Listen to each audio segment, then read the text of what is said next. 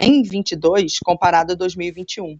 E a fusão, a aquisição, ela acontece como um meio de combinação de negócios para expansão, né, da capacidade da empresa de conquistar novos mercados, de conquistar novos clientes ou até de diversificar o seu nicho de negócio.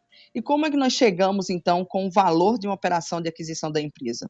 Para que a gente chegue nesse ponto, é necessário saber quanto a companhia que nós estamos querendo adquirir ou vender, ela vale. E existem diversos métodos para poder chegar nisso. Uma metodologia muito usada para encontrar o valor de uma empresa costuma ser o valuation. O valuation, ele é um termo em inglês que significa basicamente avaliação de empresas. Um processo que usa indicadores, cálculos matemáticos, outros elementos subjetivos como o poder de clientela para determinar o preço justo de uma companhia. E ele vai levar em consideração o fluxo de caixa descontado, que é a lucratividade da empresa de um determinado período. Ele vai projetar e acumular e descontar utilizando a taxa de juros de mercado adequada para chegar no valor da empresa, que é o FE ou valuation. Ele pode utilizar múltiplos de mercado em determinados segmentos, a comparação entre as principais empresas daquele nicho se dá por meio de multiplicadores que consideram os indicadores de receita, que podem ser a receita operacional líquida, ou NOI, não a sigla em inglês, ou a de lucratividade da empresa, que é o EBITDA, para determinar o valor da empresa.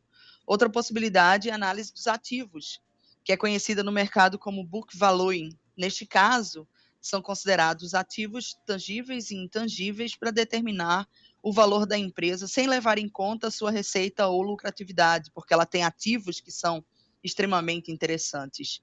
E existe também a análise comparativa, que é um método considerado pouco técnico, porque tem uma grande margem de erro e tem como referência transações entre empresas similares para determinar o valor da empresa. Mas o valuation vai identificar qual o potencial, de fato, qual o real valor da companhia para que ela possa ser negociada ou colocada à disposição para quem tem o interesse de vender, ou realmente ali para que a pessoa tenha o interesse de comprar e saiba quanto vale o investimento dela na aquisição daquela empresa. Isso vale para empresas de qualquer porte, de qualquer tamanho, doutora? Sim, Lucival, o valuation ele vale para qualquer empresa. Então, vamos supor que você tem lá um negócio bem interessante, que tem crescido bastante, e você vê a possibilidade de captar outros mercados.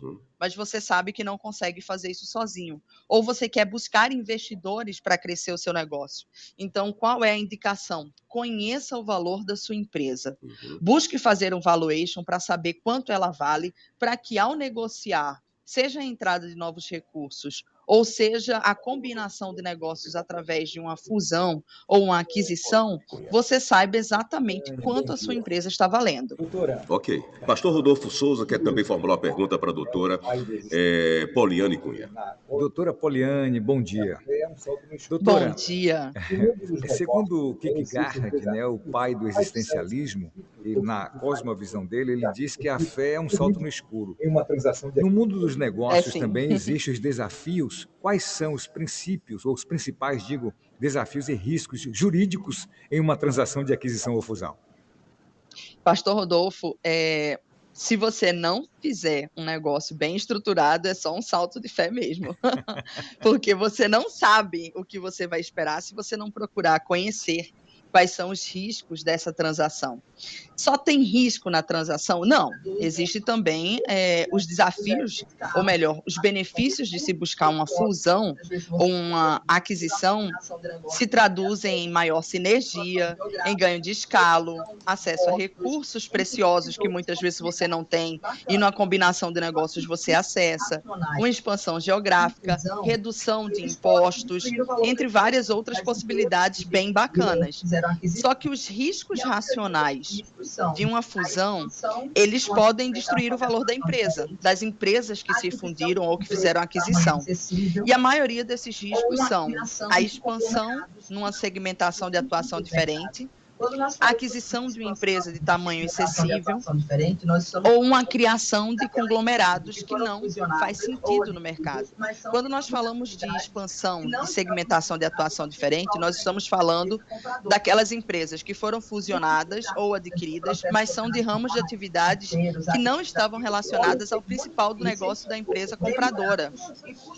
E a integração desses processos operacionais, financeiros, administrativos podem ser muito difíceis, demorados e custosos se quem adquirir uma empresa não tem conhecimento profundo da geração de valor naquele novo ramo.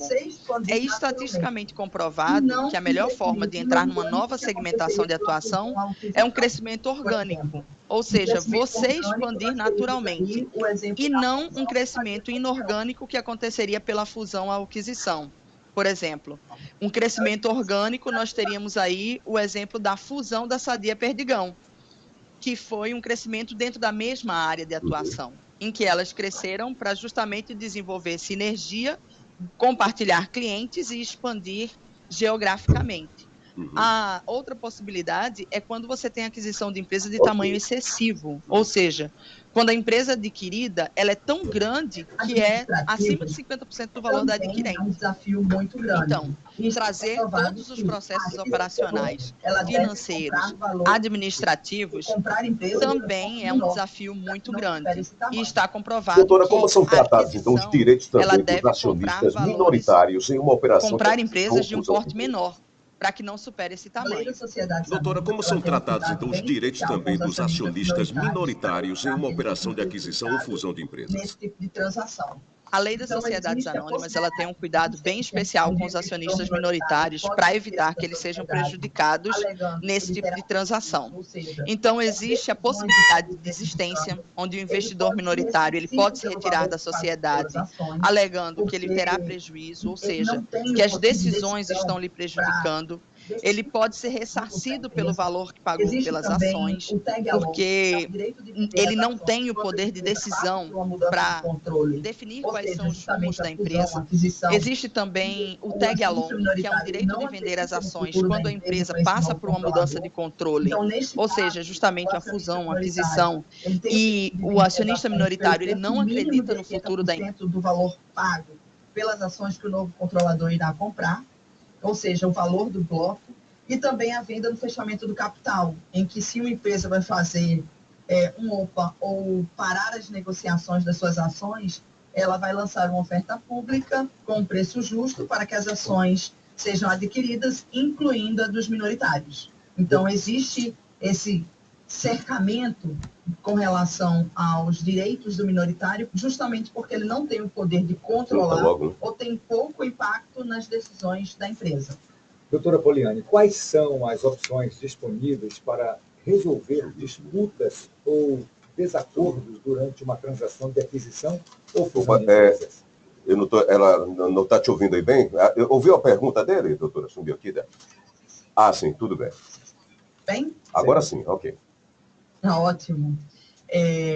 Em primeiro lugar, preciso ter em mente que o acesso a informações de disputas e julgamentos...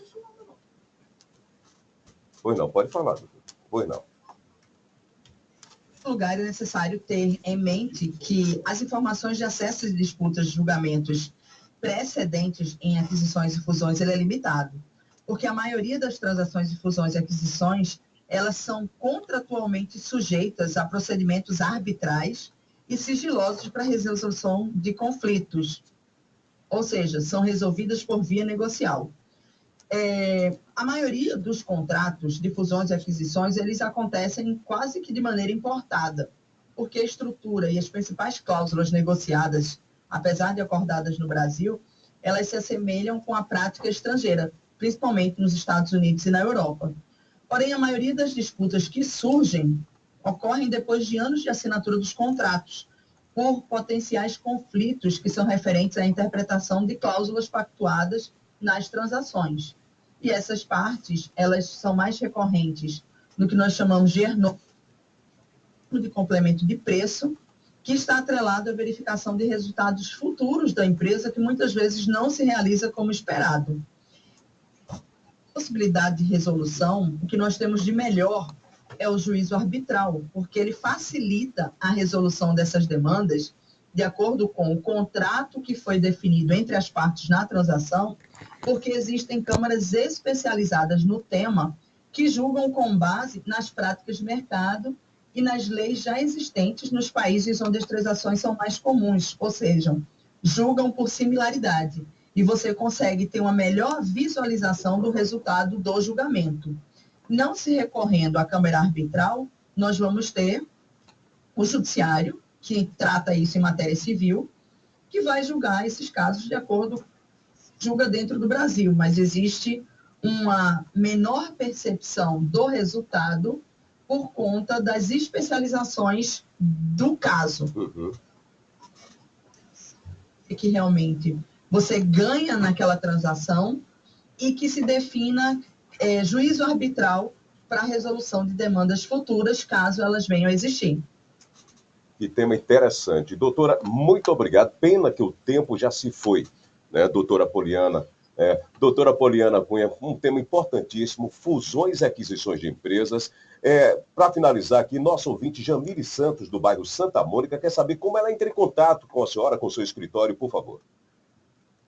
Claro, Jamile, é um prazer poder lhe atender. Nós temos a nossa... Pois não. Agora sim, fechei. pois não. Pode falar. Pode falar, doutora. Vai repetir o endereço, por favor? Caiu o contato com a doutora? Alô? Bom, oi, agora sim, doutora. Agora sim, por favor. Perfeito. Jamile, nós temos a nossa unidade em Feira de Santana, que fica na Avenida João Duval Carneiro, 3665, no São João, no Ferreira de Santana, na Bahia. As nossas redes sociais é o @Diego Lionel Advogados, e o nosso site é o www.advocaciadiegolionel.com.br, e o nosso telefone em Feira de Santana é o 99803-3606, e na nossa matriz aqui em Belo Horizonte é o 31-3274-0797. Você procurar por WhatsApp, nos ligar, ou vir realmente aqui na nossa unidade em Feira de Santana, que nós vamos te ajudar e dirimir todas as suas dúvidas. Ok, muito obrigado, doutor, e até a próxima, viu? Eu que agradeço. Bom dia. Bom dia. O som sumiu todo, a qualidade tudo agora. Sumiu tudo. Quando a gente está falando, eu não estou me ouvindo, não estou ouvindo ele. Não, estava lhe ouvindo aqui, baixinho. Por isso que eu falei. Foi nessa mexida aqui. Não mexi não. Isso aí é só um som de playlist. Sumiu todo o som. Então é que eu estava perguntando a ela com o que o Rodolfo estava falando, eu não estava ouvindo o Rodolfo.